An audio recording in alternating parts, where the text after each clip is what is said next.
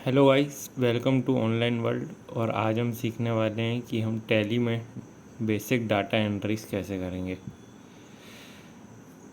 सबसे पहले हम कंपनी ओपन कर लेंगे जिसमें हमें डाटा एंट्रीज करनी है। ओपन करने के बाद ये सारे ऑप्शंस आ जाएंगे।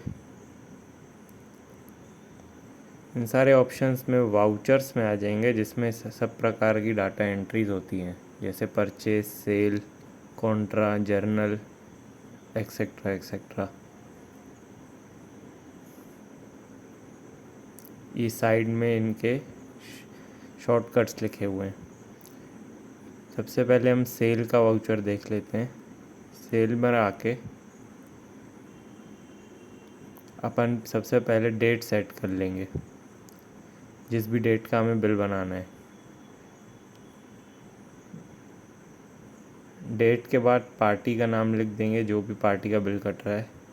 और इसके बाद व्हीकल डिटेल्स, ट्रांसपोर्ट डिटेल्स, जो भी एक्स्ट्रा डिटेल्स आप डालना चाहें वो डाल सकते हैं।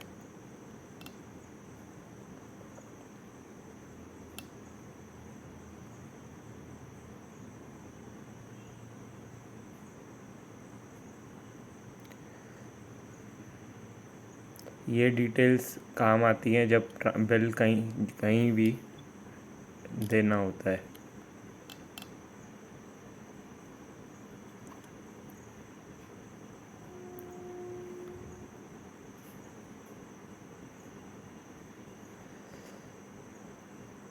ये डिटेल भर लेने के बाद जीएसटी सेल आउटवर्ड एमपी पर आ जाएंगे। अगर एमपी का बिल है तो एमपी पर आ जाएंगे, और अगर आउटसाइड ऑफ स्टेट है तो आउटवर्ड ऑफ एमपी पे आ जाएंगे।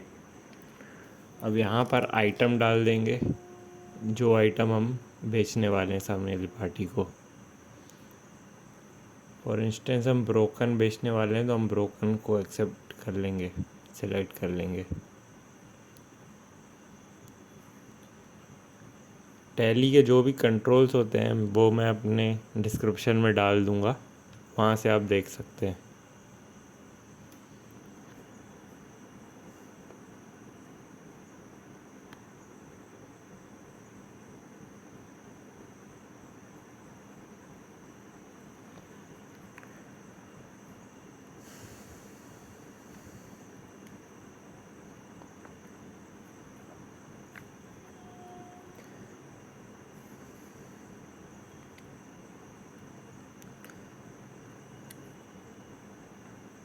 अब पैकिंग की डिटेल्स और बैग्स की क्वांटिटी डालनी है। इसके आगे जितनी भी पैकिंग ऑफ बैग्स हुए हैं और जितना भी क्वांटिटी माल सेल होगा।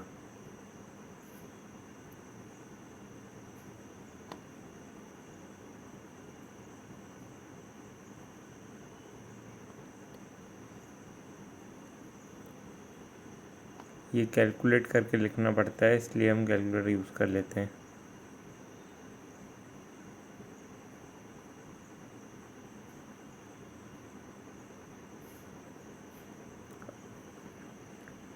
सबसे पहले अपन क्वांटिटी लिख लेंगे और उसके आगे अपन रेट लिख लेंगे, जिस रेट से माल जाना है।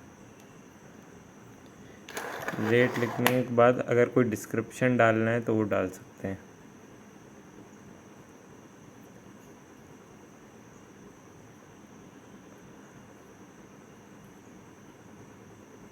जैसे ही एक नॉन रजिस्टर्ड ब्रांड है तो हम इसे नॉन रजिस्टर्ड में सेलेक्ट कर लेंगे और क्वांटिटी डिटेल्स डाल देंगे।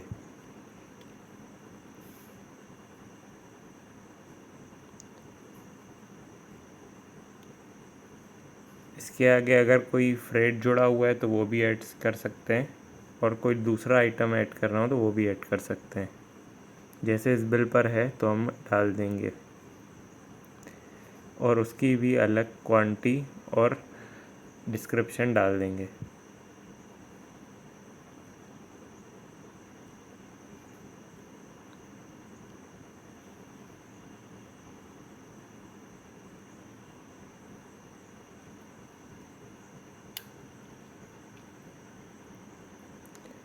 कोई भी वाउचर सेव करने के लिए Ctrl+A का इस्तेमाल करते हैं, और कोई भी नया आइटम डालने के लिए Ctrl+C का।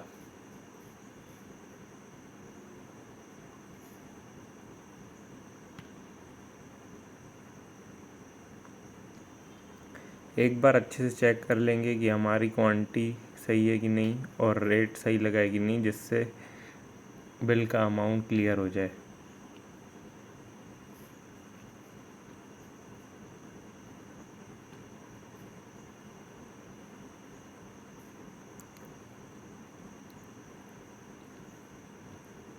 अगर क्वांटिटी और अमाउंट सेम है और बिल का अमाउंट कैलकुलेशन के हिसाब से सही है तो इसे कंट्रोल ए से सेव कर देंगे।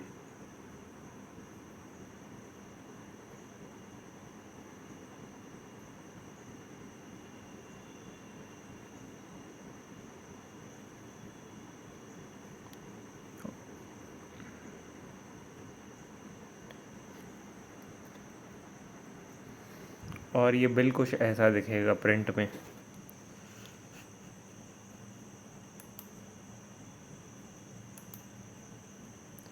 अगर इसका प्रिंट चाहिए तो हमें कंट्रोल पी से प्रिंट कर सकते हैं और कॉन्फ़िगरेशन भी कर सकते हैं अगर उस बिल में कोई भी चेंज करना हो या नरेशन देना हो।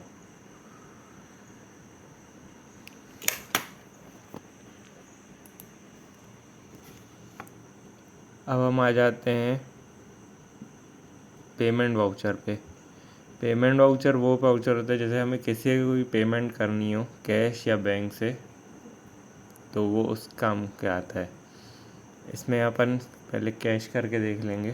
कैश डाल के हम जिसे भी पेमेंट करनी है उसका नाम लिख के कंट्रोल ए से सेव कर देंगे।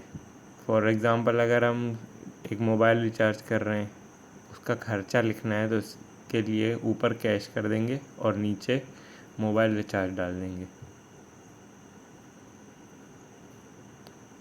अगर बैंक से पेमेंट हुई है तो बैंक अकाउंट्स में डाल देंगे और नीचे जिस भी अकाउंट खाते में चेंज हुआ है, जिस भी अकाउंट में पैसे गए हैं वो डाल देंगे।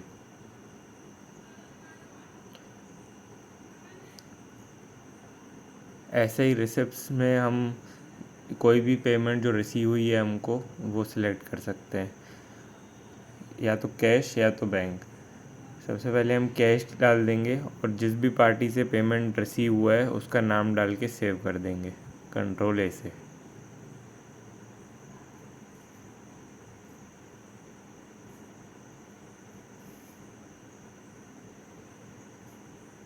और यहाँ पर नरेशन भी डाल सकते हैं नीचे।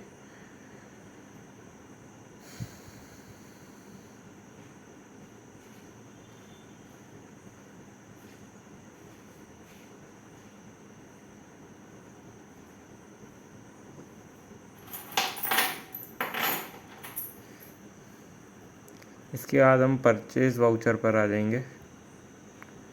परचेज़ वाउचर में परचेज़ की एंट्री होती है। इसमें भी सिंपली डेट डाल देंगे और पार्टी का नाम डाल देंगे और एक्स्ट्रा डिटेल जो भी आपको भरनी हो वो भर सकते हैं। अब अगर आपकी एमपी में सेल है तो एमपी सेलेक्ट कर लेंगे और अगर आउट ऑफ एमपी है तो आउट ऑफ एमपी। सबसे पहले हम व्हीकल डिटेल्स और कुछ भी एक्स्ट्रा डिटेल्स जो आपको अपने हिसाब से डालनी हो वो डाल सकते हैं। और GST cell outward MP select कर लेंगे अगर एमपी का है। आइटम सेलेक्ट कर लेंगे जो भी आइटम परचेज़ किया गया है। पैकिंग में पैकिंग, नंबर ऑफ़ बैग्स और क्वांटिटी सेलेक्ट कर लेंगे और उसके हिसाब से रेट सेलेक्ट कर लेंगे। अगर अमाउंट सही है तो हम डिस्क्रिप्शन में बाकी सारी चीज़ें डाल के इस वाउचर को सेव कर सकते हैं।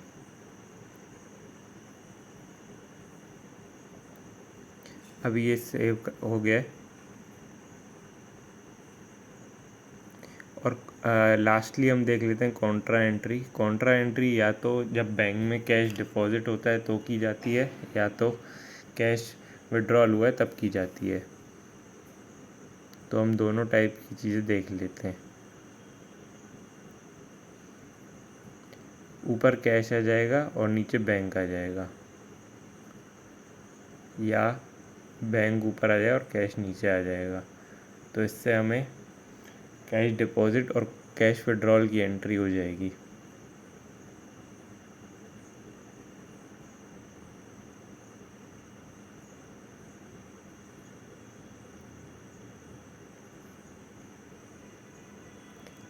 Thank you.